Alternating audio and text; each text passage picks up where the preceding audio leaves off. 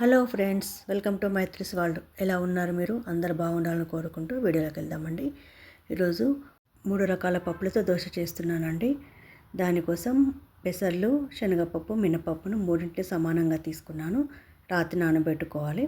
తర్వాత నేను ఈరోజు కొబ్బరి పచ్చడి చేసిన కొబ్బరిలోకి పచ్చిమిర్చిని, జీలకర్రను తగినంత సాల్ట్ వేసుకుని పేస్ట్ చేసి పెట్టుకోవాలి. తర్వాత పోపు పెట్టుకుందాం. దానికి పోపు కోసం చిన్న కడాయి పెట్టుకొని ఆయిల్ వేసుకొని అందులో పోపు దినుసులు, కరివేపాకు, దంచిన వెల్లుల్లి వేసుకొని కొద్దిగా పసుపు కూడా వేసుకొని ఈ పోపును మనం పచ్చడి లోపల వేసుకుందాము. అలాగే మనం పిండిని కూడా రుబ్బి పెట్టుకున్నాం కదా ఇంతకుముందు మిక్సీ జార్ లోపల, అందులో కూడా కొద్దిగా పచ్చిమిర్చిని, సాల్ట్ను, జీలకర్ర వేసుకొని దాన్ని కూడా రుబ్బుకోవాలి. తర్వాత దాన్ని ప్యాన్ పెట్టుకొని ప్యాన్ బాగా వేడెక్కిన తర్వాత ఆయిల్ వేసుకొని తర్వాత మనం వీటిని ఈ పిండిని దోశలాగా వేసుకోవాలండి.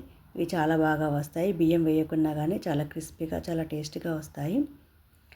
మంచి బియ్యం వాడకుండా మళ్ళీ ఇలా పప్పులతో వేసుకుంటే చాలా హెల్త్ కూడా చాలా మంచిది కాబట్టి ఇలా చేస్తున్నాను. చాలా టేస్టీగా కూడా ఉన్నాయి. ఇవి రుబ్బిన వెంటనే వేసుకోవచ్చు. వీటిని బ్రేక్ఫాస్ట్గా కానీ డిన్నర్గా కానీ తీసుకోవచ్చు.